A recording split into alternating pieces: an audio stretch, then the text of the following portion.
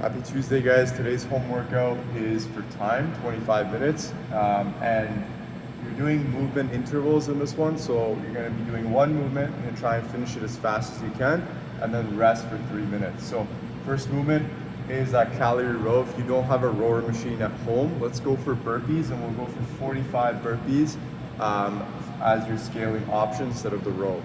Then you're gonna rest 3 minutes, and then we're gonna go for 45 thrusters. So this weight that you choose, you should be able to do about 15 reps of without putting the weight down. And you wanna be able to finish it within kind of 4 minutes there. Rest 3 minutes, then 30 bar muscle ups. Again, if you don't have a bar or don't even know what a bar muscle up is, we can go for those pull-up progressions. So we can use our towel, kind of hang it up into our door frame and use that, or go for some bent over rows. Let's go for 30 of any of those pulling progressions, plus 30 push-ups as a substitute for the bar muscle ups. Then, resting 3 minutes, we're gonna go 15 power snatches. If you don't have a barbell at home or kind of a heavier weight, let's go for 30 reps, 15 per side. And I want you guys, again, you're trying to finish that as fast as possible. And ideally, if you can, if you do have an option of going a little heavier, try to use the heavier option today for the workout.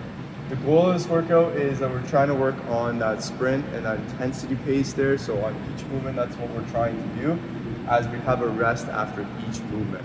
And each movement should take you about no more than 4 minutes to complete to get this all done within the 25-minute time cap. And again, so keep that in mind, guys, when you're choosing your movements and your progressions today. You want to be around that 4-minute mark on each movement. After you finish that workout, we have our AFTERBURNER, 10 plus 10 Scap pull-aparts, then 10 and 10 T-spine twists. We're trying to really work on that thoracic spine, get you guys kind of mobilized in that area, especially after doing a lot of those pressing and pulling movements there. So make sure you do that one. Get yourself nice and loose and recovered for tomorrow's workout. Hope you guys enjoyed the workout in the AFTERBURNER. We'll see you guys next for the warm-up. Okay, let's get ready to warm up here. We're gonna start off today's warm-up with the 90-90 hip rotation. So opening up the hips. Really the 90-90 is to focus on your internal rotation and your external rotation in your hips. A lot of times, whether you're squatting, you're running, box jumping, anytime you're moving the legs, we're not necessarily moving effectively in our hips because the rotation in our femur, so your thigh bone, isn't necessarily recruiting all the correct muscles. What I'm trying to get at is your hip flexor, your psoas, to be specific, tends to get neglected. So this 90-90 really helps, guys, to open it up, loosen it up, and slowly start firing those smaller muscles. You're gonna start in your seated position, heels on the ground, guys. Knees are about 90 degrees. From here, notice how my hands are hip in line with my hips or slightly behind. You can play around with this. You're gonna drop your knees, okay? If you drop your knees and you feel maybe it's a stretch, whether it's on either leg, hang out there, hold it, okay? If you can't touch your knee to the floor, just gently try to push down as your body relaxes.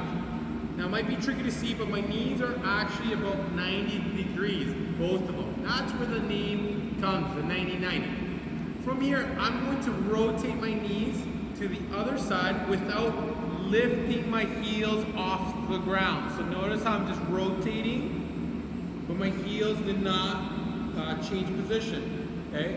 So now I'm feeling a little tight here, so I can feel the stretch myself. So I have to reposition my hand. The key here is do not reposition your heels.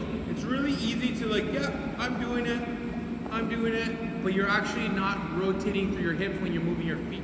Okay, so you're gonna rotate in your hips, so this thigh, for me, is externally rotating, as this one is internally rotating. So I'm feeling that rotation in my hips. Then I reverse the order. External rotation, internal rotation on the opposite side. The key here, guys, use this as a stretch. Feel the rotation in your hips. As you get more comfortable, come off the ground with your hands. See, can you not move your heels but use that core to stabilize yourself. After you've done that, now let's get that heart rate going. Let's get those muscles fired up, guys. We're gonna go for 3 rounds, 30, 20, and 10. Alternating step up. So starting with 30, alternating step ups. You're gonna go up, step down, go up, step down. Trying to fire up the hamstrings and glutes on that one, okay? Stabilize your knee, so don't let your knee drop depending on how your object is. Watch for that, okay? Once you've completed the 30, then you're gonna go into your push-up position. So your high plank. From here, shoulders over your wrist. You're gonna bring your knee to the opposite side. Bring your knee to the opposite side.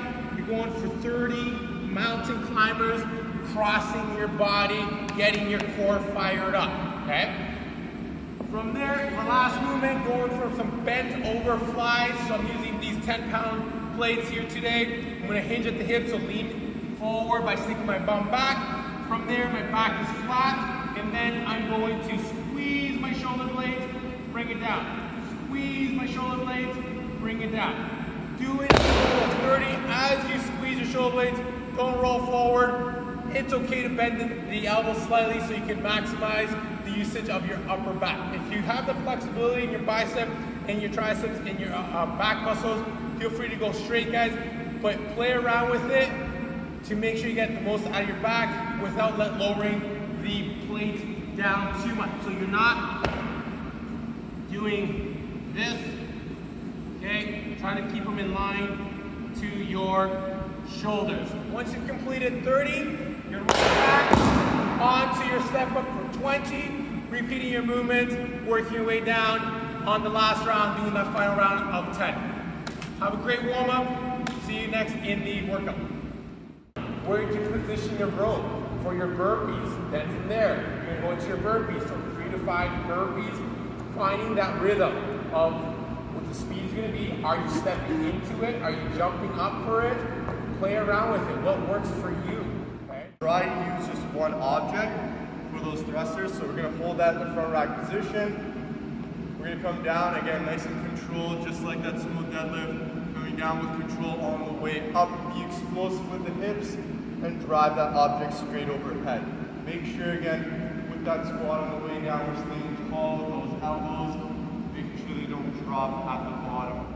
Start off with a bent over row. So in that bent over row, feet are hip width apart, knees are perpendicular. Don't round your back, so flat back. If you're feeling tight, maybe you're up a little bit more, that's fine.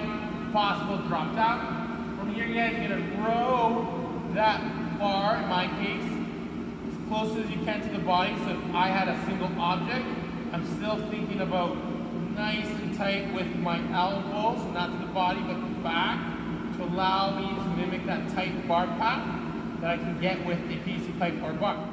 With the push-ups here, guys, again, let's try and keep that nice tight hollow body, stay nice and straight the entire time. So with that said, let's not sag those hips, keep that butt tight, and then we're curling in that rib cage, keeping the abs tight. For the push-up here, I like to keep those elbow pits, or the inside elbow pits facing out in front of me. So I don't want them to face inwards.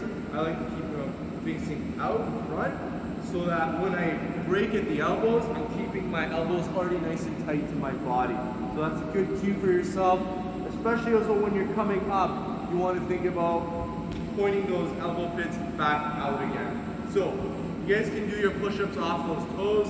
You guys can do a push-up where you come down and then rock back up from the knees, then to the toes. It's kind of like a kipping push-up there. That's totally fine, as long as you're keeping that core nice and tight. Last thing, you can also try going off those knees. Just one error I see sometimes with these knee push-ups, guys, is that we keep our hips bent and then come down our push-up like this. I want you to keep yourself nice and straight. So from your knees to your shoulders should be one straight line, come all the way down, and then back up again. Starting with the alternating snatch. I got a dumbbell here, guys. So depending what you have at home, your starting position might be slightly different, okay? So what I'm getting at is if I have a smaller object, I might have to squat down to reach it versus leaning forward and rounding my back. That is usually your go-to, more natural kind of lean forward, reach for it. But then that changes your spine position, does not keep it in neutral position. So try to get in the habit of hinging with the hips, okay, squatting down if your object is a little bit smaller, okay? To avoid using your back or compromising your back position, use those legs. Just like any lift here that we would use with a barbell, you would deadlift it from the floor. From there, guys, you're gonna drive your hips, heels into the floor. As you drive your elbow slightly back, then quickly turn it around and punch it to the ceiling, okay? Avoid that two-step because it's not a clean and press, it's a snatch, okay? So one fluid, continuous movement all the way overhead. Okay guys, so for the afterburner, we're starting off with 10 and 10 scap pull-aparts. You guys can use a band, or if you have a belt, you can also use that for this exercise here. What you're gonna do, you're gonna sit on your knees there, have the band on the opposite side that you're gonna be stretching. So I'm gonna be stretching on my left scap. I'm gonna put my right hand down and grab that band with my left arm, or with my left hand there. Make sure I get some tension on that band, and I'm gonna let that band kind of pull my shoulder blade through. Then I'm gonna pull that shoulder blade in the opposite direction, resisting that band, and then kind of let it pull me through. And then again, repeat that motion, really trying to pull with that shoulder blade as opposed to the shoulder or the delt as you do that movement. So again, you can do it with a band or with a belt. Really try to get that scap to kind of get pulled apart from the other, and then you're going to pull it back into that normal position when you go back into that neutral position here. You're going to do 10 and 10 per side. After that, we're going to go for 10 and 10 T-spine twists. So we're staying in that same position.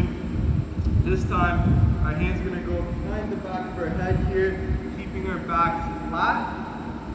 We're going to twist as much as we can, trying to get that elbow to the ceiling. Then we're going to bring that elbow all the way into our forearm. Then again, all the way up. Then back to our forearm. Try to watch that you don't stand up with the movement, so you shouldn't be twisting up like this. Really try and stay flat the entire time as you do that movement. 10 and 10 per side there, guys, of those T-spine twists. Hope you guys enjoy the afterburner. We'll see you tomorrow for the next one.